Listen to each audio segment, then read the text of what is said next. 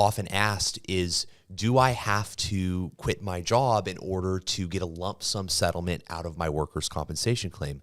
And that's why we want to cover it on the 38th episode of the Inland Empire Workers' Compensation Lawyer live stream podcast. So if you're a worker out there, what's the answer to that question, George?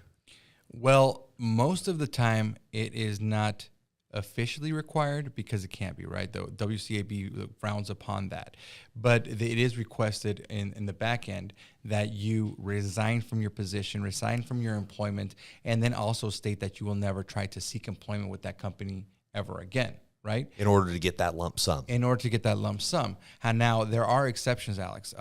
Sometimes if you were injured on the job, and I'll give an example, you worked there for 5 years and you're claiming an injury within the last maybe 2 years, and during your claim, the employer gets new insurance for his business, new workers' compensation insurance. So now, in order to be clear, they are no longer covered by the same insurance company that is covering your workers' compensation claim. Does that make sense, Alex? Right. So when you got injured on the job, on the day that you got injured, or whenever the injury date is determined to be by the court, right? That's the date that your claim arises. That's the insurance policy that's in force on that day. That's what covers you. Right. So in certain situations, George is describing where that policy is no longer in play. There's a brand new policy, and that means it's a different private company, a different private insurance company that has the risk going forward if you ever get hurt again. Right. So if that happens, then maybe the old insurance carrier, they don't care. They don't care because any new injury that happens to you is going to be on a new insurance company. It's going to be on the new insurance company. So they're not, and here's the thing.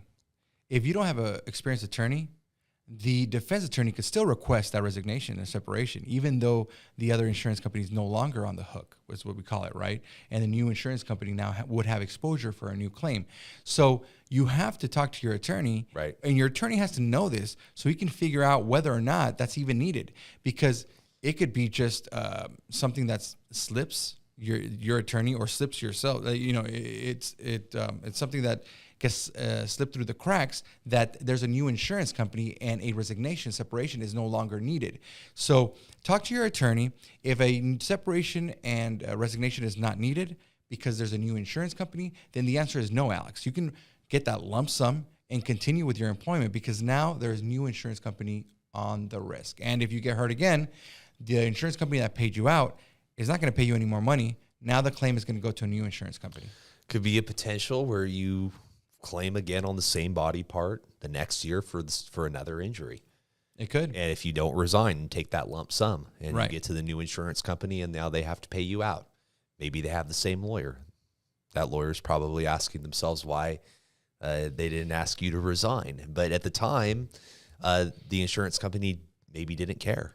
Yeah, they're not going to care because all they care about is saving money, right. And they don't care about another insurance company having to pay out money. Nope. Yeah, so these are the type of situations, Alex, where it really matters what type of attorney you have, because if they don't care, they'll have you sign a resignation and they won't even look into it, whether one's needed or not, or should be had or not.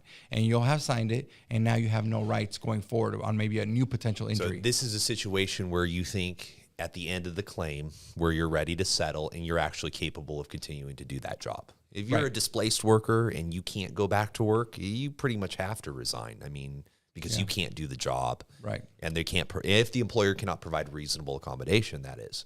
So employers are required to look at the disabilities that you have or perceived disabilities, anything they think that, anything that could potentially be, and they provide you with reasonable accommodation. Yeah. That's all for our discussion on signing resignations and getting lump sum settlements. It's clear that you need to speak to a lawyer because every circumstance is different. You need to know if there's a new insurance carrier. You need to understand what your disabilities are.